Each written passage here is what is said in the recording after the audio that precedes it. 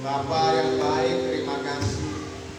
Kalau Engkau izinkan kami bisa melihat dan memasuki tahun baru 2022 dalam keadaan yang sehat dan baik-baik saja, itu karena Tuhan rindu masih mempercayakan kami untuk kami bisa menjadi berkat bagi umat-Mu yang ada di dunia ini, menjadi berkat bagi gereja, menjadi berkat bagi anak-anak, menjadi berkat bagi negara ini, bangsa ini, dalam tempat tinggal kami, menjadi berkat bagi saudara-saudara kami. Terima kasih.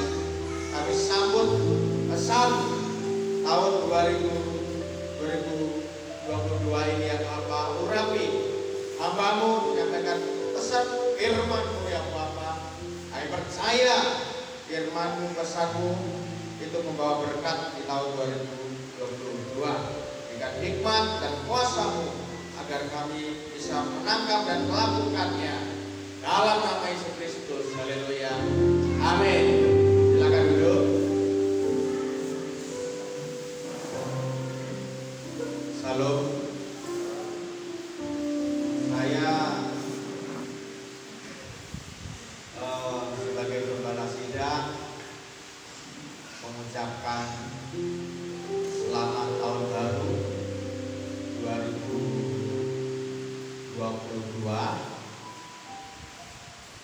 Mohon maaf dan lahir dan batin, ya kan, atas kesalahan, kekurangan, kelemahan, ya, sebagai Pak Gembala dan Ibu Gembala dan anak-anak saya. Yang kedua, mewakili keluarga, ya, Pendeta Eko Santoso dan istri juga mengucapkan selamat tahun baru. Biarlah di tahun baru ini kita mau lebih baik lagi dari segala bidang. Cara yang lama tidak cocok dipakai di tahun yang baru. Mari kita ambil cara yang baru. Amin. Oke.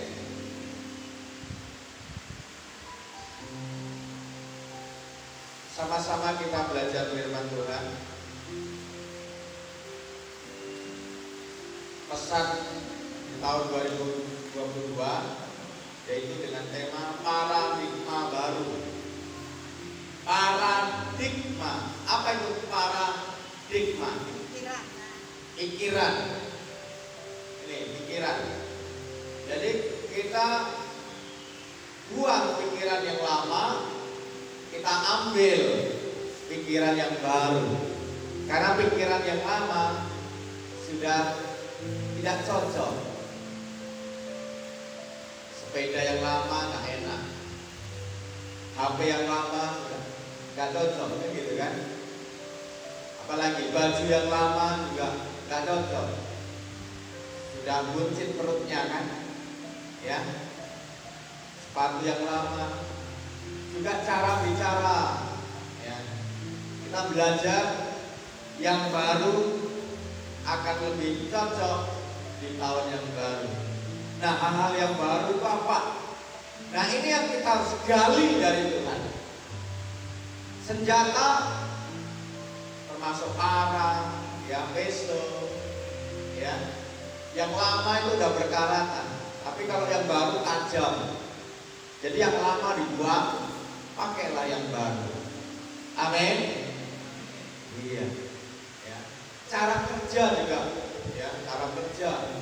Kalau yang lama-lama itu saudara mungkin ya main tenaganya, gitu kan. Tetapi cara yang baru mungkin sudah pakai mesin, terus pakai elektronik, ya. Pokoknya tinggal pencet.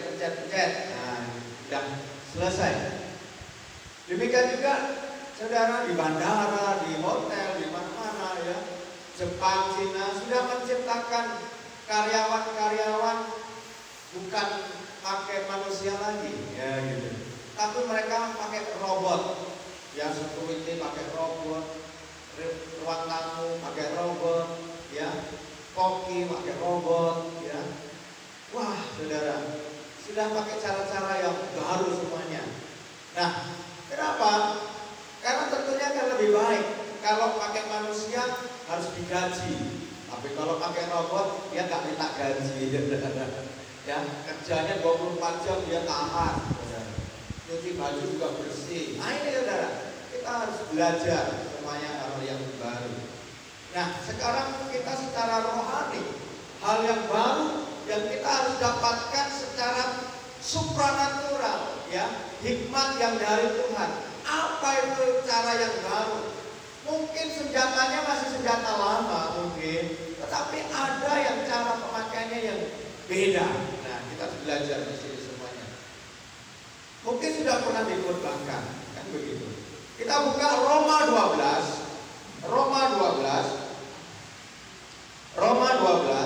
ayat 1 dan 2. Ya, 1 dan 2. Yuk sama-sama kita baca. 1, 2, 3. Saudara-saudara, demi kemurahan Allah, aku menasihatkan kamu supaya kamu mempersembahkan tubuhmu sebagai persembahan yang hidup, yang kudus, yang berkenan kepada Allah. Janganlah kamu jadi serupa dengan dunia ini, tetapi berubahlah dengan pengetahuan budimu, sehingga kamu dapat membedakan manakah kehendak Allah, apa yang baik, yang berkenan kepada Allah, dan yang sempurna. Iya, ya, dikatakan, ya, berubahlah. Nah, kata berubahlah ini kita diminta oleh Tuhan cara berubahlah. Caramu yang lama itu loh, udah gak cocok, ya. Ayo berubah. Mungkin cara bicara kita yang harus berubah, cara kerja kita harus berubah, cara bangun kita, mungkin kita bangunnya mungkin jam 9 pagi, ya, tapi berubah jadi jam 6 pagi, ya jam 6 pagi berubah jadi jam 5 pagi, saudara. Tadi malam, saudara, walaupun saya tidur setengah 2, saya bangun setengah 6, saudara. Entok, ya memang entok, saudara, ya. Tetapi karena ingin lebih baik, ingin, ya, bagaimana lebih hal yang baru, bisa enggak, kan gitu kan?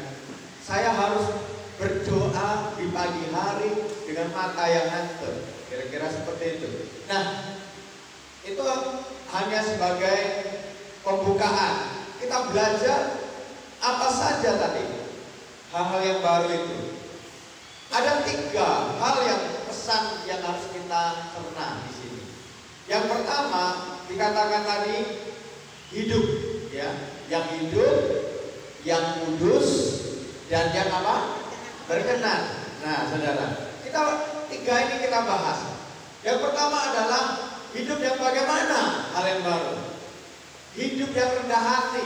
Mungkin selama ini kita sudah belajar rendah hati, tapi betulkah kita sudah rendah hati?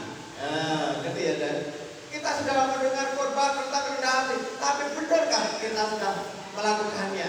Nah, orang yang rendah hati, saudara, kita baca di dalam 1 Petrus 5 ayat 6. 1 Petrus 5 ayat 6. Ya, kita baca sama-sama. 1 Petrus 5 ayat 6. 1, 2, 3. Karena itu rendahkanlah dirimu di bawah tangan Tuhan yang kuat, supaya kamu apa? Ditinggikan pada waktunya. Artinya apa? Kalau kita benar-benar rendah hati, kita ditinggikan. Kalau jemaat Tuhan tempat ini rendah hati, gereja ini ditinggikan. Amin. Kalau engkau di sekolah rendah hati, engkau ditinggikan. Kalau engkau sebagai karyawan rendah hati, engkau ditinggikan. Ditinggikan ini berbicara apa ya? Ditinggikan ini berbicara berkat. Mungkin engkau naik gaji, naik pangkat, engkau bukan lagi mencari kerja, tetapi engkau dicari oleh orang. Pak Welty kemana ya? Aku pengen ini ngerjain ini, ada proyek ini, ada proyek ini, ada proyek ini, ada proyek ini. Kenapa harus nelpon Pak Welty, atau harus nelpon Pak IP, atau harus nelpon Pak Eko? Kan masih banyak orang lain. Ngerti maksudnya? Kan masih banyak orang lain. Haleluya. Nah, Tuhan akan meninggikan orang-orang yang rendah hati. Rendah hati itu ngikutin aturan. Orang yang rendah hati itu nunduk. Betul enggak? Betul enggak? Ya, kalau padi itu ada isinya berdiri atau nunduk? Padi yang ada isinya berdiri atau nunduk? Kalau kosong, kenapa dia berdiri? Sok jago dia. Ya, serba tahu, serba bisa. Ya, apa namanya ya? Sok hebat, ya. Padahal bangun terlambat, PR gak dikerjakan, ya nyuci piring mamanya, ya apalagi ya nonton royong gak ikut nonton royong, doa enggak, ibadah enggak, itu melawan aturan yang kau buat sendiri, ya saudara. Engkau menjerumuskan ke jurang. Kenapa? Karena engkau sombong, ya. Malas adalah sombong. Kenapa malas itu sombong? Kenapa malas itu sombong? Karena dia merasa semuanya akan beres, masa depan akan beres. Saudara, orang yang malas adalah menggali kegagalannya sendiri. Ya, menggali kegagalannya sendiri. Nah, orang yang rendah hati, dia rajin. Orang yang rendah hati, dia taat. Orang yang rendah hati, dia banyak teman, betul? Amin. Orang yang rendah hati, kalau jualan nggak nipu, timbangannya nggak nipu, ya. Tahu nipu timbangan, katanya sekilo, tapi 9 on, 8 on, 7 on. Tapi orang yang rendah hati, justru dia kasih lebih. Mungkin yang harusnya sekilo, dia kasih sekilo setengah. Kenapa dia kasih sekilo setengah? Dia rendah hati. Dia merasa bahwa berkat bukan hanya dari ini, yang membuat kaya adalah Tuhan. Ketika dia tulus mengerjakannya, berkat bukan dari ini, dari mana saja Tuhan akan kirim kepada orang-orang yang rendah hati, dan orang itu akan ditinggikan. Amin. Haleluya. Kenapa saya ngomong demikian? Saya punya ibu saya dulu, ya. Seperti itu, dia nggak mau, ibu saya jualan, dia sangat jualan. Tapi dia nggak bisa jualan, pemalu, ya. Tapi karena dia itu orang yang betul-betul tulus, rendah hati, timbangan itu saudara banyak lebihnya, bukan kurangnya, banyak lebihnya, ya. Alah, cuman lebih setengah on aja kok, kita nggak akan miskin. Kita kasih aja, yang penting senang pembeli, saudara. Kata ibu saya, tapi disukain. Orang mau udah sama Mbak Manto aja, tunggu aja. Banyak pedagang lewat, enggak lah, nanti aku nunggu Mbak Manto saja. Apa ibu saya namanya Mbak Manto gitu kan. Tunggu aja, nanti juga akan datang. Demikian saudara, dicari oleh orang. Amin. Ya, itu rendah hati. Bagaimana sikap kita di tahun 2022? Kalau kita mau diberkati Tuhan, pastikan engkau rendah hati. Amin. Itu yang pertama. Yang kedua, hidup rendah hati. Yang kedua adalah hidup kudus. Katakan hidup kudus. Yang kita baca di Matius 5 ayat 8. Matius 5 ayat 8. Nah, orang yang rendah hati mau bawa Alkitab dong. Amin. Ya. Sekarang HP sekarang kan sudah ada Alkitabnya, ya. Kalau beli HP, cari yang ada Alkitabnya, ya. Jangan yang nggak ada Alkitabnya. Hidup kudus. Yuk. Matius 5 ayat 8, 1, 2, 3. Berbahagialah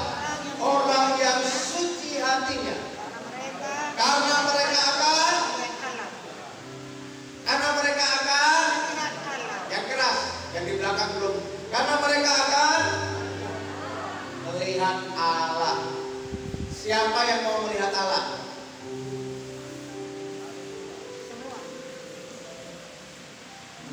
Haleluya. Sama cerita ibu saya lagi, saudara. Kenapa saya nggak mau cerita orang lain? Ya, dia baru bertobat, tapi sungguh-sungguh berdoa. Ya, memang saya tahu ibu saya, ya saya puji lah. Ketulusannya, kebaikannya, keramahannya, rendah hatinya, sama siapa saja. Ya, kalau doa, waduh, ya, saya juga ditegur. Kalau doa jangan seperti itu namanya sombong. Masa Tuhan kau paksa? Enak kali. Emang kamu siapa maksa Tuhan? Tuhan harus jadi ya Tuhan.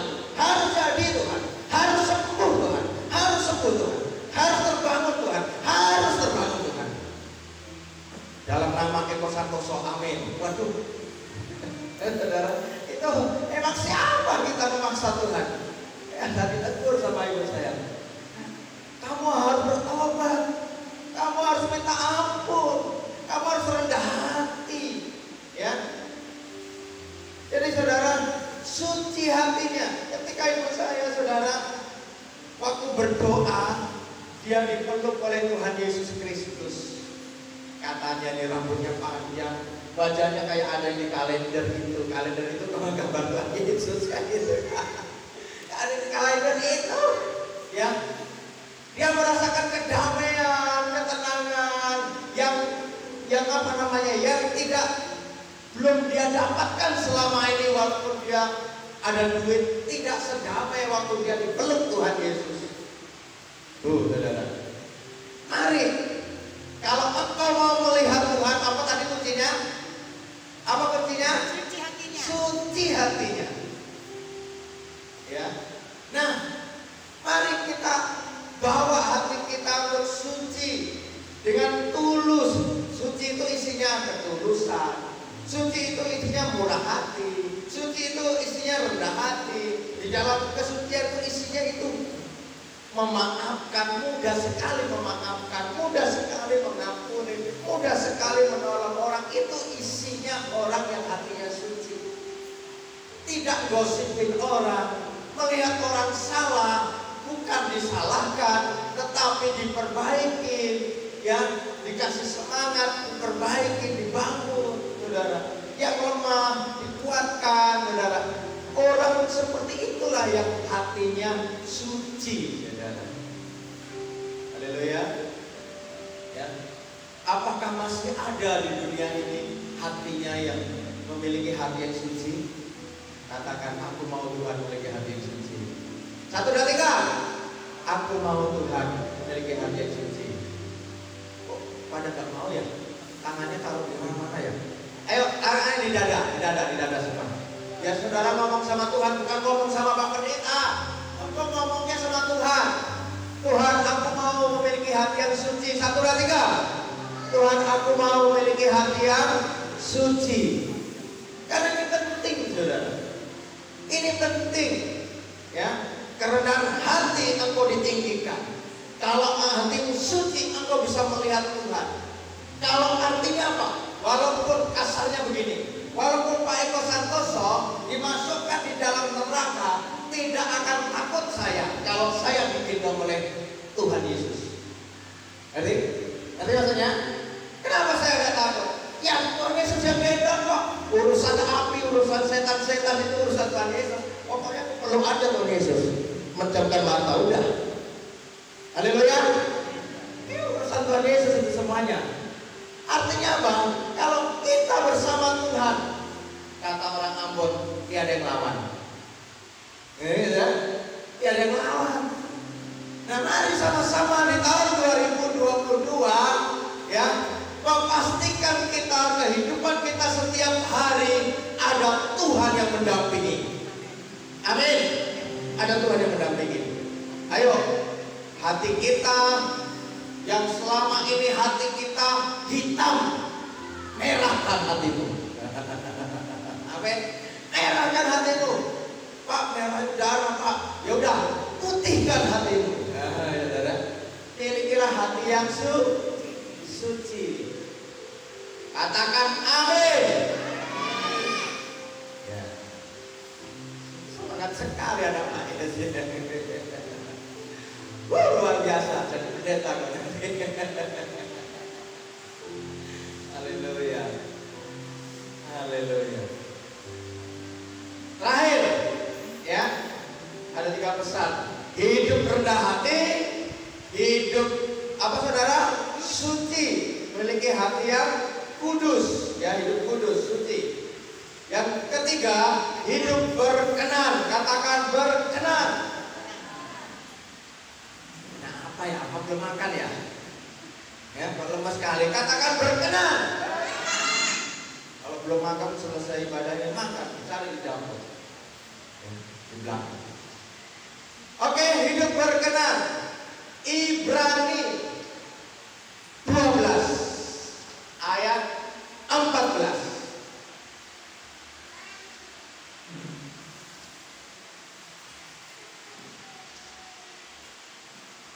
Mana ibadah saya?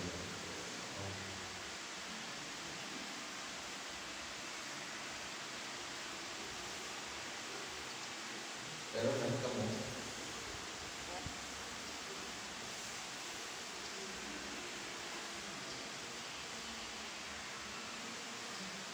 Boleh dibacakan Ibrani 12 ayat 14. 1, 2, 3.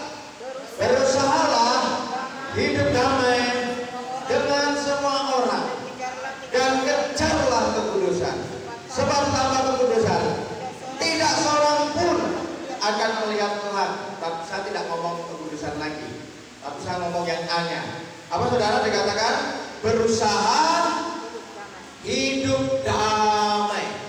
Jadi untuk menjadi hidup yang berkenan, berkenan itu apa sih?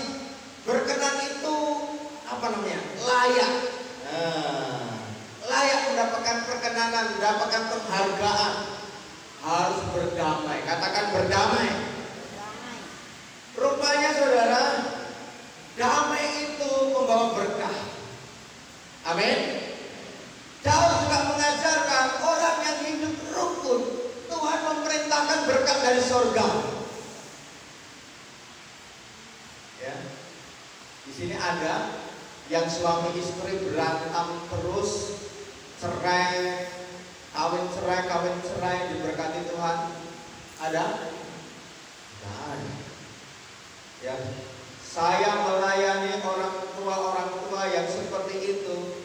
Anaknya, waduh, merokoklah, anaknya kepahitan lah, anaknya pemabuk lah, anaknya narkoba lah. Kenapa?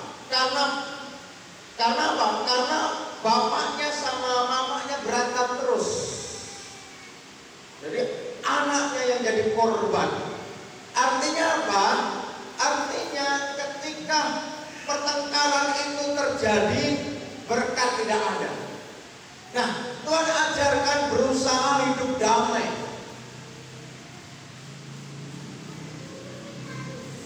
Boleh nggak kita bangkit berdiri sebentar? Saya minta sebentar aja bangkit berdiri. Nah, bangkit berdiri. Yang paling penting adalah suami istri. Kalau yang nggak ada suami istri nggak usah. Ya. Ya. Nah, saya minta, bisa nggak saudara peluk istrimu?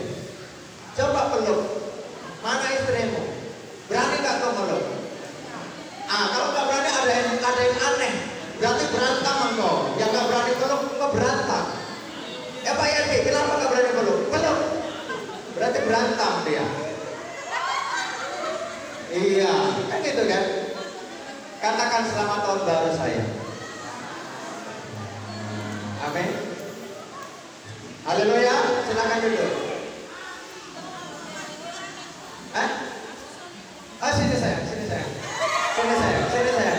Sini saya. Iya, kasihan kali dia nggak ada peluk kan. Sini saya. Ya. Sini saya. Happy birthday to you. Sini saya.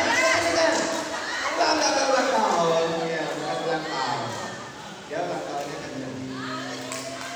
Pas nggak ini pelukannya? Selamat ulang tahun saya. Salah. Saya mau apa ya? Grogi. Selamat tahun baru. Maafin Papa selama ini. Papa cerewet. Saya malah. Halo. Iya. Nah, damai itu indah, betul kan? Damai itu indah.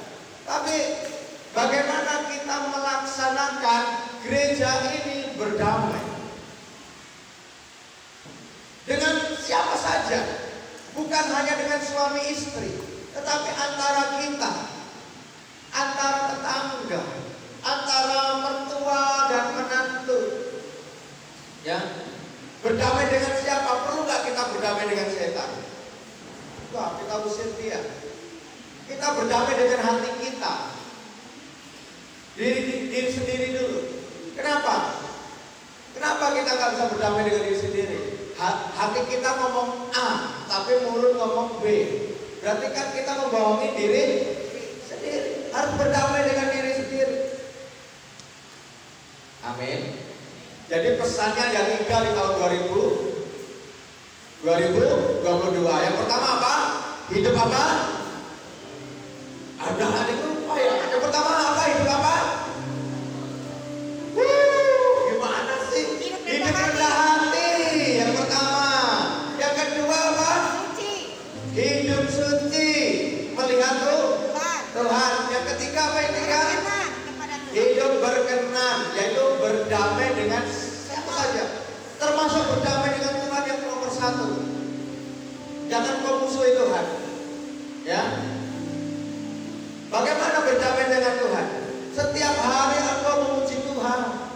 Setiap hari engkau membaca firman Tuhan, itu berdamai dengan Tuhan. Amin. Engkau ibadah hari itu berdamai dengan Tuhan.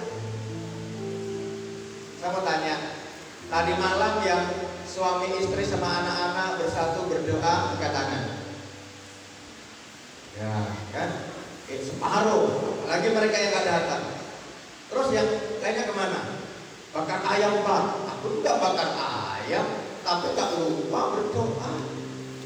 Ya, nah, mari kesimpulannya adalah, ya, di tahun 2022 ini, ketika kita mau berubah pola pikir kita, orang yang rendah hati bukan dibicarakan, tapi dilakukannya. Orang yang suci hatinya juga dilakukannya, berubah. Ya, berkenan adalah damai. Kita bangkit berdiri, kita tutup firman Tuhan.